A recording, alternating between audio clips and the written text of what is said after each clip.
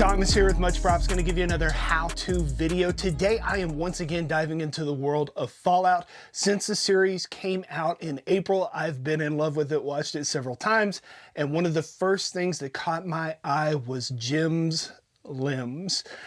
There's a part in the series where a guy loses his leg, and to replace it they put on a prosthetic robot leg, and I want to build it. I know Evil Ted had a hand in helping to make it, and I looked on his Instagram and had some pictures that he posted to use as a reference. It's only on the screen for a couple of seconds, but I really think it's awesome and I want to build one. So I'm going to go buy a cheap shoe, put some foam around it, and hopefully make something epic.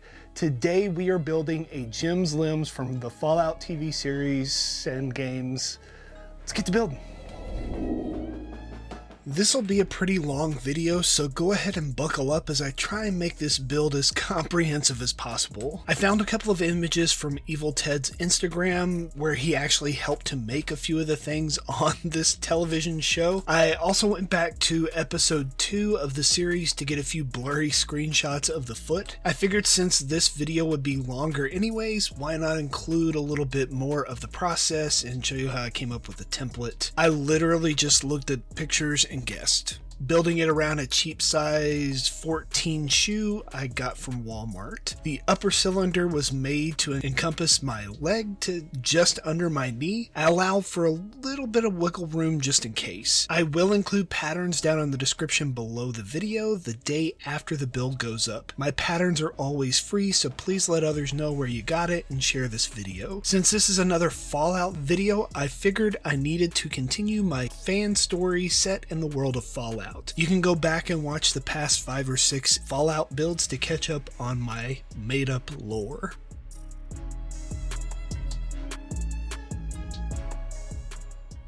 Last time we left our cosplay making duo, they had finally made it to Diamond City, where they discovered that the DJ of Diamond City Radio was an Enclave spy sending out misinformation to the wasteland. After infiltrating the stadium security, they freed the real Travis Miles and almost stopped a gun smuggling ring within the settlement. The last thing we heard in our adventure was the broken noodle making robot Takahashi say the words Jim's limbs. As the robot walked away, sparks flew from his back and a loud pop came from within the machine's chest. Smoke billowed from out all of his cracks, and the once partially broken Takahashi was fully broke. Now our vault dwellers would have to figure out what to do next in their search for the co-conspirators of the radio DJ imposter in Diamond City.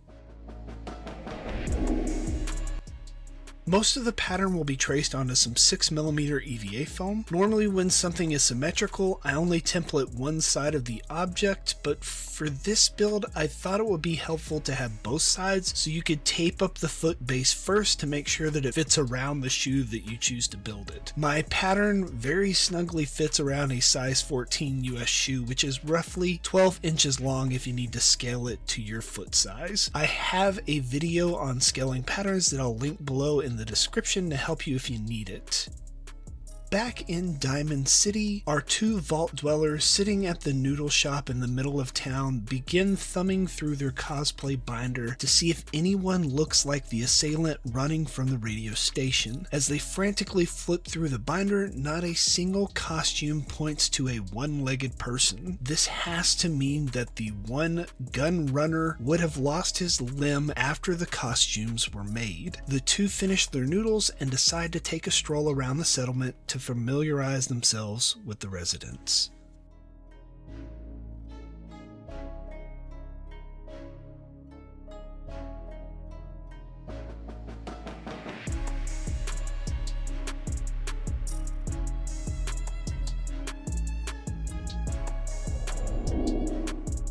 There are a lot more circles to this build than you would think. Since I have 2 shoes, I figured I might as well make 2 Jim's limbs. Otherwise, I'd have a spare shoe just laying around not being used. This means double the amount of circles. I'm going to save the center cutouts. Maybe I can find something to use for them in future builds. When cutting out foam, make sure to use a sharp blade and try and make as clean a pull as possible. I like to cut out the pattern roughly to make the parts more manageable. Pay attention while you are cutting. It's easy easy to become complacent on repetitive cuts, which often leads to accidents. A majority of the scars on my hands are from wandering blades and a wandering mind. Speaking of wandering, as the two costume makers wander through the various shops in the center of town, they pass all sorts of vendors selling a wide variety of materials. With each shop they pass, they ask the merchant if they have any gems, limbs for sale. Most quickly shake their head no and let the outsiders pass on by their stores. As they make a full lap around the town square, they spot a promising storefront, Mega Surgery Center. A man dressed in a dirty lab coat greets the two visitors and introduces himself as Dr. Sun. After a few minutes of sales pitches with no bites, Dr. Sun asks, "How can I help you two strangers?"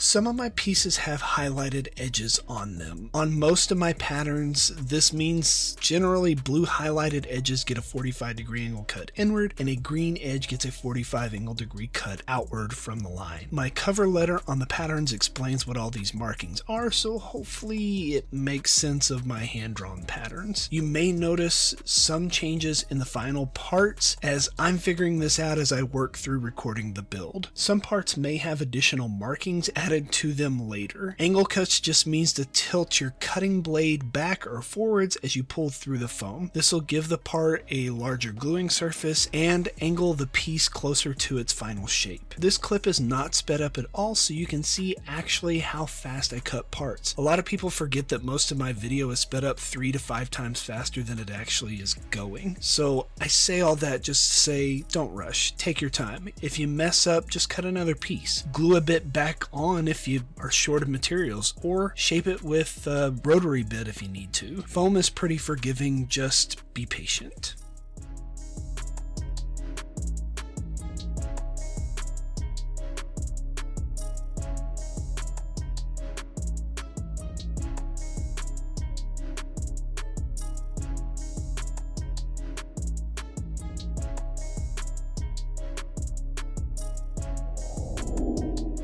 There are these recessed circles in the foot side pieces. You just cut out the circle, sand the edge a little bit, and then glue it back into place. Inset 2 or 3 millimeters. If you put them back in while the contact cement is still wet, you can position them where you want to a little easier. It will slide a little bit, so you kind of have to keep your eye on it as it dries. You could also cut the inside circle in a thinner piece of foam, but the way I did it, it wastes less material. As our vault dwellers stand in front of Dr. Sun, they ask if he has had a patient recently that has lost a leg. A frustrated frown comes across the face of Dr. Sun as he raises his voice very loudly. "I cannot give out information about my patients to just anyone. This would break my doctor-patient confidentiality." Quickly, the doctor changed subjects and asked if either of the two vault dwellers were interested in a facial reconstruction. Puzzled at the random question, the two declined the doctor's query. Dr. Sun repeated the question and then stated he gives free consultations down in the store's basement, motioning his eyes to go inside. The cosplay-making duo caught his drift. He was trying to get them away from prying eyes so that he could speak freely. So the two agreed and followed the doctor into the basement, suspicious of his motives and on high alert.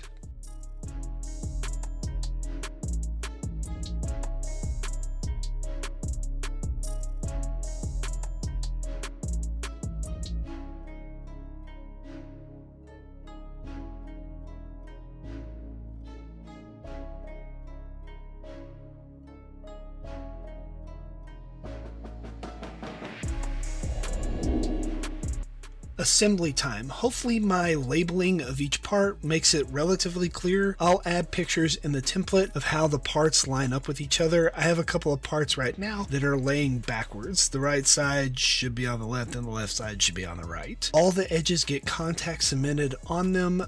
Wait a couple of minutes for it to set up and then tack the parts together when they're no longer wet. All the glue is on the edges except for the base. The base gets glue on the top. I assemble the sides and the heel first, then while the glue is still wet on the inside and on the shoe, I slide it into place and then build around it. Mine was a very snug fit. I would scale it up maybe 1 or 2%, so printing it at 101, 102% if I needed a size 14 again.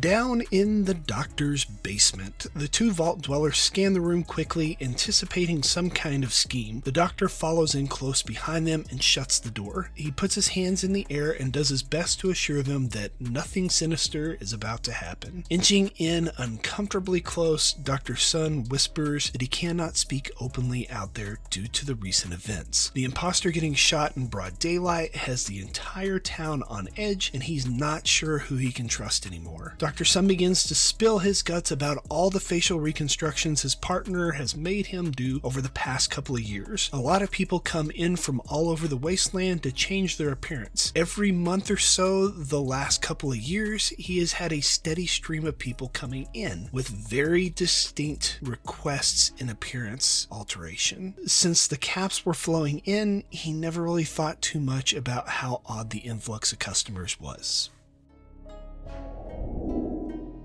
To reinforce the seam on the base with the rest of the shoe, I'm going to add a small 1/2 inch strip of 4mm foam along the bottom of it. If you look at most tennis shoes, they're designed in the same way, so I'm going to follow the professionals and do this. There does seem to be a ledge on the shoe in the series, so it all kind of works out. By doing it this way, I'll reinforce that connection, and it can hide any imperfections I may have on the edge. A tip for gluing up small strips is to tape them down with some painter's tape. That way you can spread glue across multiple pieces at once and you don't have to awkwardly hold it. Our vault dwellers, overwhelmed with information from the doctor, begin to realize exactly why he has had an influx of patients. It's the same reason that they had an influx of costume requests during their time in the vault. The Enclave is taking advantage of this surgeon to further disguise their operatives. This means that they're not just in costume, but they look exactly like the people they are replacing. The doctor could be the answer that they have been looking for to help connect even more evildoers on the binder of imposters.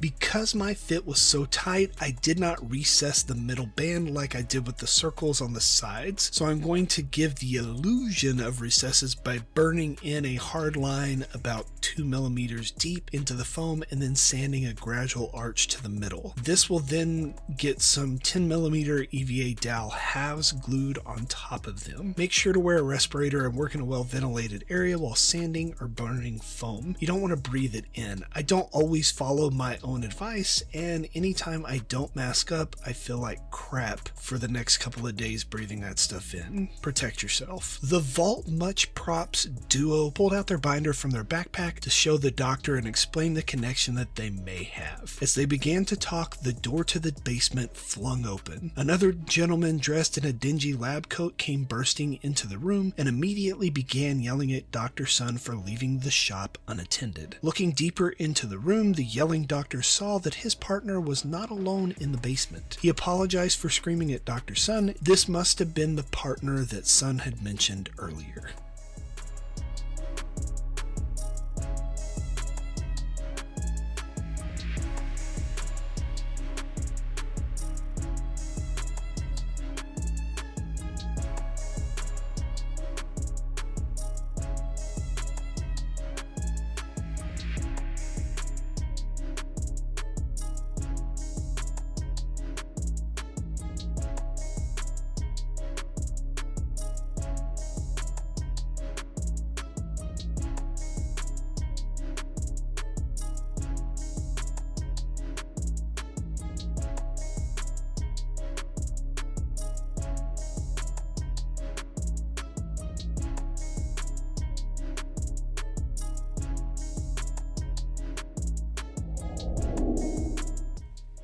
The ankle has this little pipe detail on it. You may also notice that I burned a line on the side of the foot. It was a detail that I noticed later and burnt in while I was doing the previous step. I'll mark it on the pattern for you. The pipe detail consists of a layer of EVA on one side, 2 layers on the smaller side, and a 20mm EVA dowel bridging the two. I round over a piece of 10mm foam, put on the wheel-shaped overlay, and then glue it to the bottom layer. This bit glues into the recess I made earlier to get the EVA to bend back into the mounts. I cut a wedge on the back side of the dowel and then super glue it closed. My camera ended up cutting out prematurely, so all you missed was me burrowing out a hole to set the EVA dowel in, super gluing it into place, and then gluing it to the shoe. Dr. Crocker seemed a lot less hospitable than Dr. Sun and immediately started trying to upsell facial reconstructions for both of the vault dwellers. Dr. Sun chimed in that he was in the middle of a consult and would be back up top in a couple of minutes. With that, Dr. Crocker said his goodbyes to the two visitors and darted out of the basement almost as quickly as he had barged in.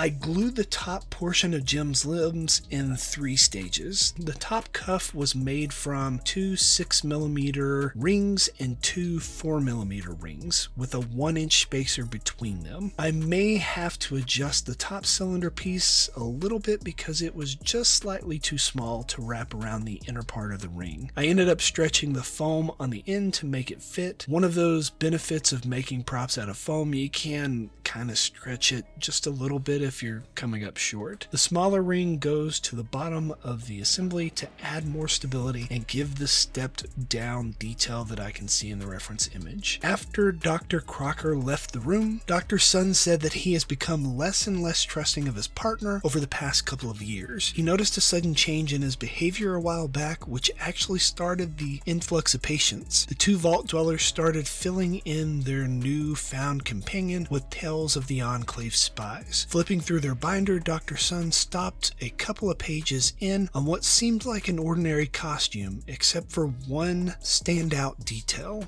A pair of goggles, the same kind of goggles his partner wears. Could his partner have been replaced by an Enclave spy? That would explain so much about his changes he's noticed.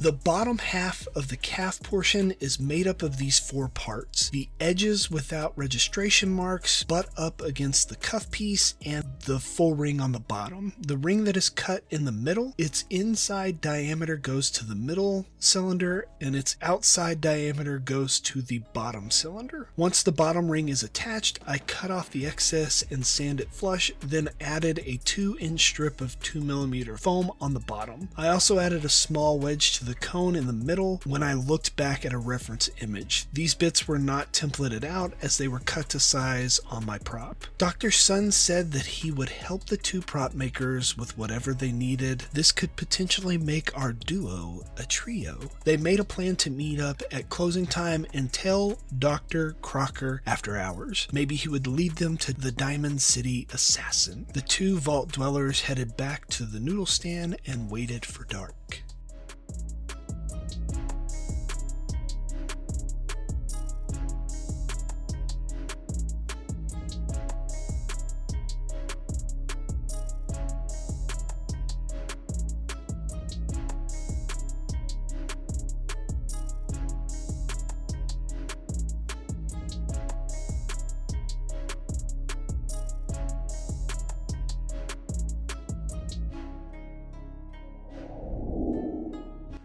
The bottom gear was another little piece that I didn't template out. I mean, the gear part was, but the middle section. I took another piece of 6mm foam and burned ridges into it every 3 or 4 millimeters. I made it wide so that I could cut 2 strips and trim it after. This got sandwiched between the 2 gear rings. I also glued a strip of 10mm foam on the inside just to sturdy it up a bit. Once again, my camera stopped recording in the middle of the assembly. This time it was my fault. The battery ran out, and before I noticed it, I had assembled both rings and glued it to the base. My bad.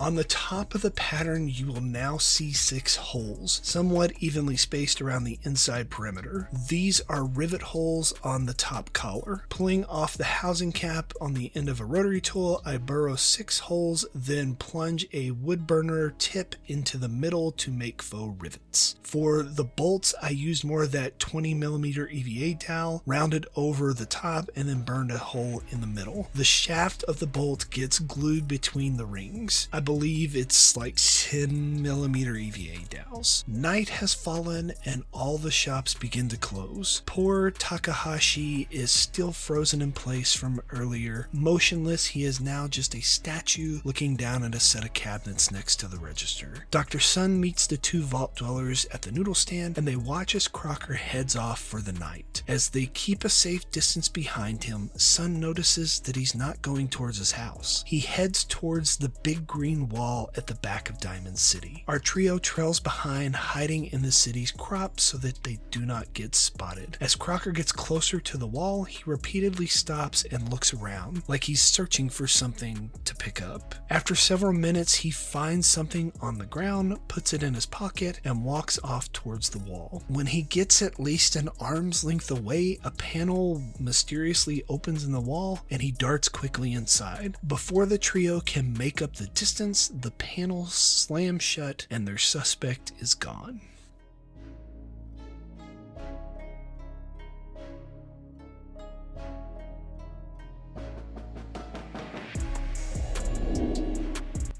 In one image, I can see this little cylinder sticking out from the side just off the cuff. I could not find a shot of what this is. At some point in the show, they crank this thing down on the person's leg, and I'm assuming that this is some sort of twist key activation for this prosthetic, or at least that's what I'm putting together in my mind and what I am going to build. I round over a small portion of a 36mm EVA dowel, burn in a round keyhole looking thing, and then glue it into place. Our trio decides to just wait for the panel to open back up again. With their backs against the green wall, they wait for hours. The settlement has gone quiet now, and all the residents are sound asleep as our trio waits, fighting sleep themselves. After several hours, their patience pays off. The panel pops open and Crocker emerges from the hideaway. The three spring into action, tackling Crocker into the tunnel as the panel closes back on them, with all four of them inside the wall. Crocker lets out a loud cry as it echoes down a dark, narrow corridor wrapping under the former stands of Diamond City Stadium.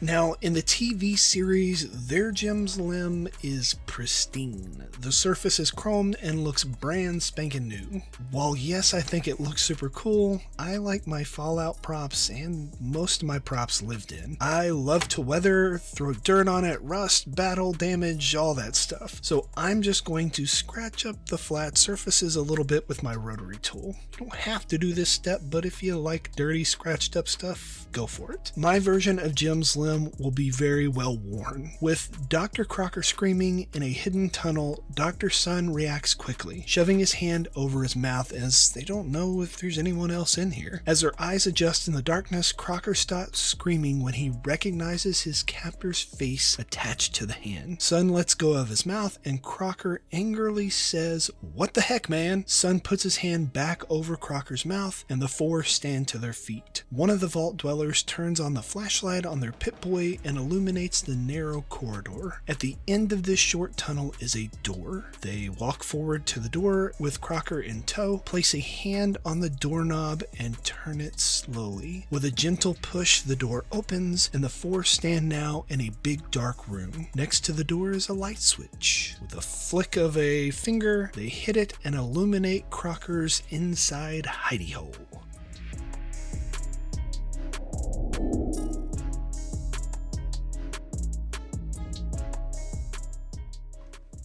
Two coats of Plastidip. The base layer of the entire Jim's limb is covered in a dry brushing of silver Rub and Buff. I don't want full coverage, so I just do light passes and build it up slowly until I'm happy with the sheen. Back to our story. The light flickers on, lighting up a large room that might have been an equipment room or something back in the day when this was a real baseball stadium. Half of the long room was caged off with loads of storage racks. As they walked past the locked cages, the vault dwellers could not believe their eyes. Sitting on display mannequins, one after another, row after row, were costumes, some of which seemed very familiar. Over the course of their time in their vault, they had to have made at least 100 costumes. Stored in this room, there were at least double that. What does this mean? Were there other vaults making costumes too? How deep does this conspiracy go? How far is the Enclave's reach? As the questions begin to build, one thing is for certain. Crocker is way more than a town doctor. They find a length of rope laying in a pile on the floor and decide to tie Crocker up to the cage. Time to get some answers.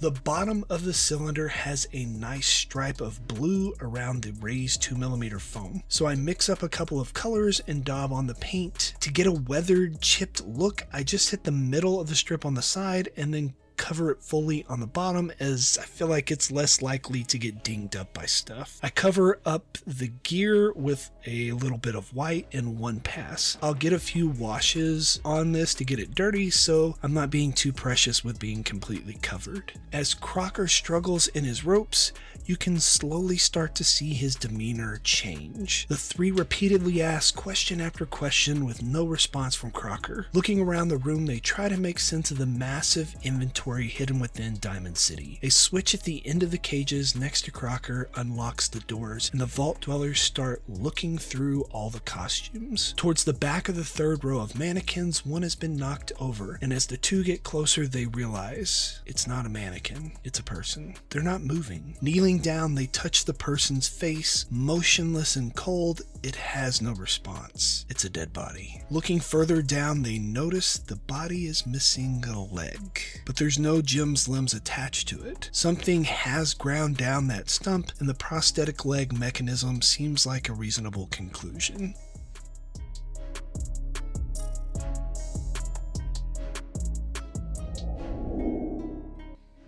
Now time to dirty this thing up. I'm just going to push down some brown and black acrylic paint into the recesses and dirty it up a little bit of the surface with some watered down washes. With the paint still wet in some areas, I also sprinkle on some dirty pigment powder to make it even more aged. Making their way back to Crocker, they drug the body right in front of him and plopped it down. Crocker laughed like a villain straight out of a comic book. Sun's face lost all its color. He could not believe that his partner could have possibly had anything to do with the death of this person, let alone be this cold. Sun balled his fist up and hit Crocker square in the face. "If you don't start talking, I'm gonna give you the face of a feral ghoul. See how long you last in our settlement then." Crocker's laugh turned to a slow chuckle, and he said, "What do you want me to tell you?" One of the Vault Dwellers said, "Start by telling us who this is." Crocker smirked. "This is you. I mean, not you, but one of you. This guy was my weapons mule, much like you were my costume mule. Unfortunately for him, his skills were no longer needed. He was one of many, just like this storage cache. I am but a small piece in the puzzle, one that you will never solve."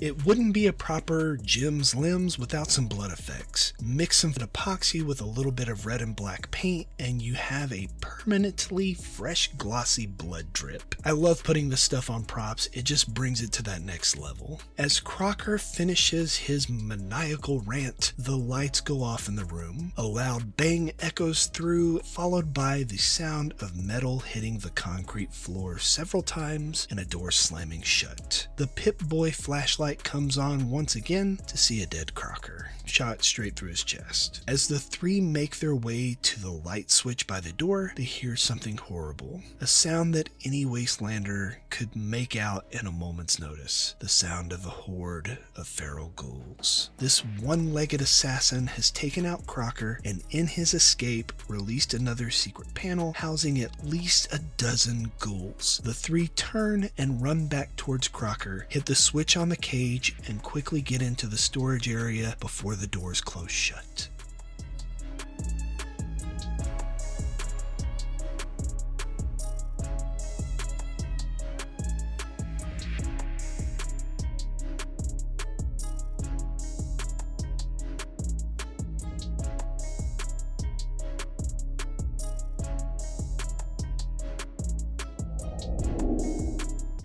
Now this was a last minute idea. As I'm getting ready to take some pictures of my finished prop, I couldn't get a good angle for the cylinder to rest on the shoe. So I took some of those inside circle cuts from earlier, a thick piece of 48mm foam, and a piece of PVC pipe to make an ankle. It can now slot into the shoe for display and be removed for wearing. And with that, the build is done. As for the trio in the cage, the ghouls thrashed and snarled at the cage, doing their best to try and break through the barrier. What could they do? There was so much that they still needed to learn from this storage facility. As the ghouls continued to push against the cage, it slowly started to give way to the sheer repetitive force. What could possibly save them? As they looked around the underlit storage area, the flashlight on the Pip-Boy began to flicker. The battery was running low, and time was running out, just like the time has run out for this video. Guess you'll have to be tuned in next Fallout build to see what happens when the battery goes dead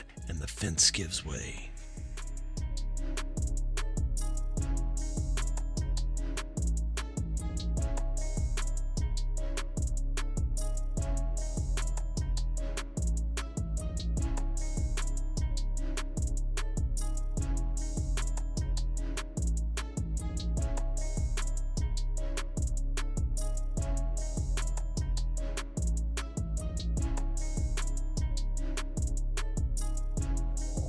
And we are finished. Here is the end result. Overall, I think it turned out pretty awesome. And that last minute addition of making a little plug to make it displayable and still wearable at the same time, I thought was pretty cool. Definitely you could add elastic if you wanted it to attach, or you could even paint a sock to give it that piece of bar metal look. But in the show, when he's actually wearing it and walking, it's basically just sitting flat up against the ankle part. So I thought leaving it free would make it easier to put on and off, and also give you that a little bit of flexibility. So yeah, maybe you will try and make one of these yourselves and impress your friends with your ability to pull something from your favorite TV series and bring it into the real world and send that costume just a little bit better and cosplay the mess out of it. Yeah. Maybe you'll get some. Yay! And inevitably, they're going to ask you, how'd you make that? You can give them one of these. Tell them, much props. Time to go walk around in this thing because it's pretty awesome. Peace out.